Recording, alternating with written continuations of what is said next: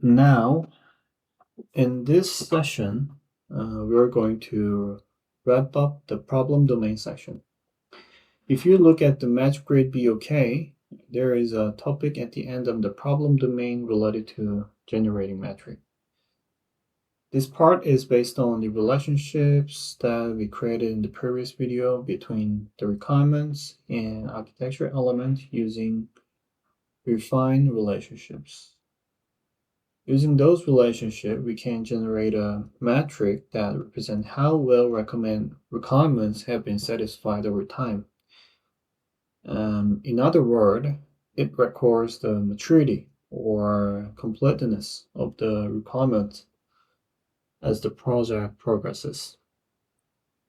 The result can be viewed as a metric table like the one shown here. The document itself only explains that such a table can be created, but it does not explain how to actually create it. So in this video, I will walk through the process directly. After that, we will move on to the solution domain. Now, let's move to CATIA Magic. Here, we already have the stakeholder needs package where we created the requirements earlier. Right-click on this package and go to Tools. You'll find a feature called Metric. From here, select New Metric Table.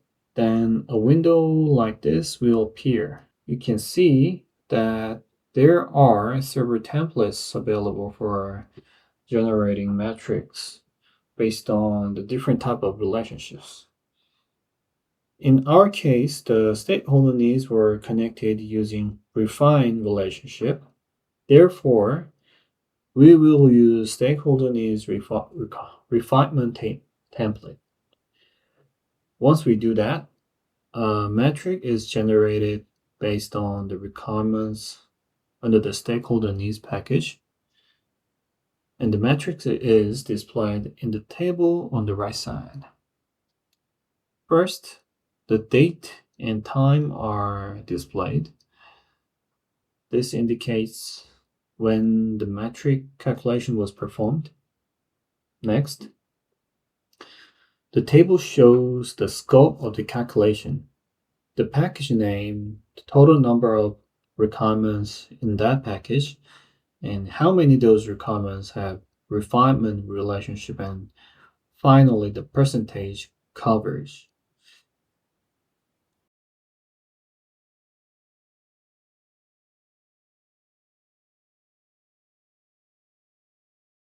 If we go back to the table, we currently have a total of 8 requirements, right? All those requirements are connected through refinement relationship. That means all 8 requirements have been refined into something more detailed through the refined relationship. At this point, all requirements are connected through refinement relationship. As time progresses, we can generate new metric calculation again. Whenever a new calculation is performed, the metric reflects the current state of the model at that specific point of time. If requirements are changed or new requirements are added, then the total number of requirements and the number of refined requirements will also change. As a result, the value and percentages in the metric will change or will change. Now let's move on to the solution domain. The solution domain is the process of designing actual solution based on everything we define in the problem domain so far. A solution can take many different forms. Even when solving a single problem, there may be multiple possible solutions. For example, imagine that it is raining and we need to move from point A to point B without getting wet. Then there are many possible solutions. We could use umbrella, wear a raincoat, or drive a car. Among those possible solutions, the goal is to determine which one best satisfies the requirements, while also being economically and technically appropriate. That decision making and design process take place in the solution domain. In the magic grid diagram below, the solution domain corresponds to the yellow highlighted area. First, the requirements of the system are decomposed into the structure, behavior, and parameter. Based on that, subsystem requirements are defined. Then, in the same way, those subsystem requirements are designed through structure, behavior, and parameters. And finally, components level requirements are created that can realize or enable those designs. The system structure and behavior and parameter in the solution domain represent the process of transforming the conceptual subsystem and user scenarios defined in the problem domain into actual system design. Earlier, I mentioned that a single problem can have multiple solutions. Now let's take a closer look at what happened inside one solution domain. Within a solution domain, the project is divided into multiple packages. The first one is the logical system architecture, or LSA. The blue section represents abstraction concept, while the yellow section represents actual model packages managed within the project. In the logical system architecture, we first define the system of interest, or aka SOI. Then we define the subsystem structure of the system at the logical level. In the LSA, we also define the communication and interface relationships between the subsystems.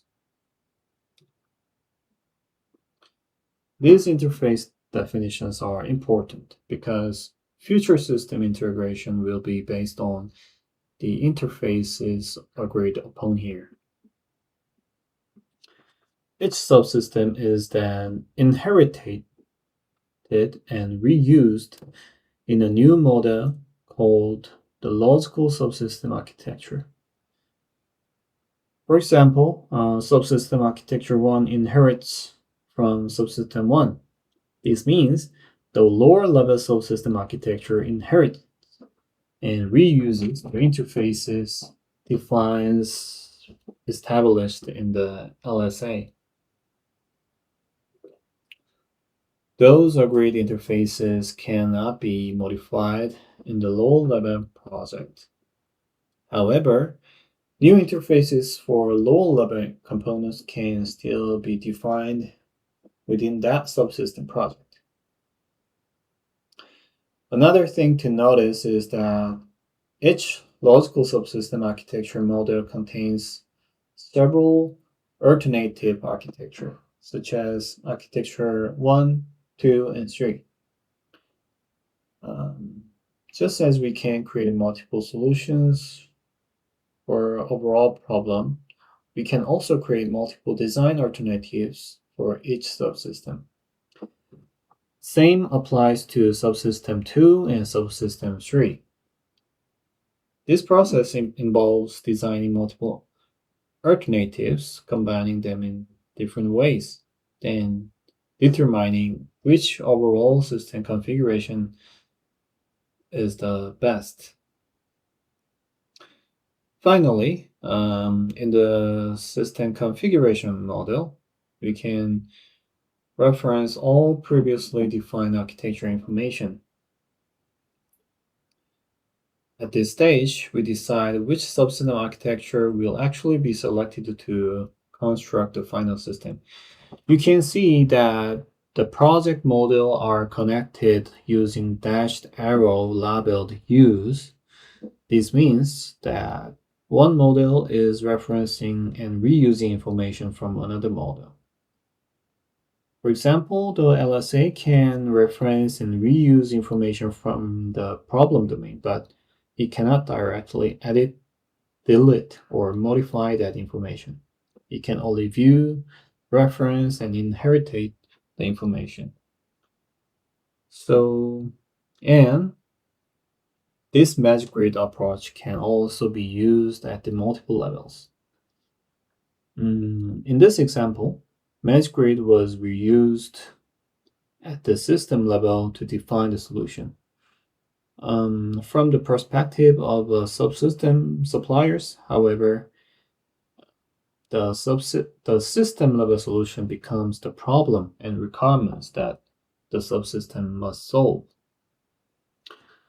For example, if a system integrator defines a system level solution using MagicGrid and then requests suppliers to develop subsystems, those suppliers can apply the MagicGrid methodology as well. In that case, the supplier's problem domain would be based on the system integrator's solution domain. And the supplier would then develop its own subsystem solution accordingly.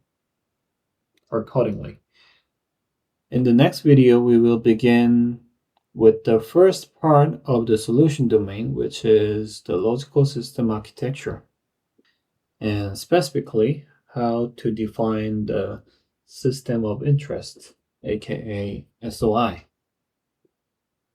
See ya!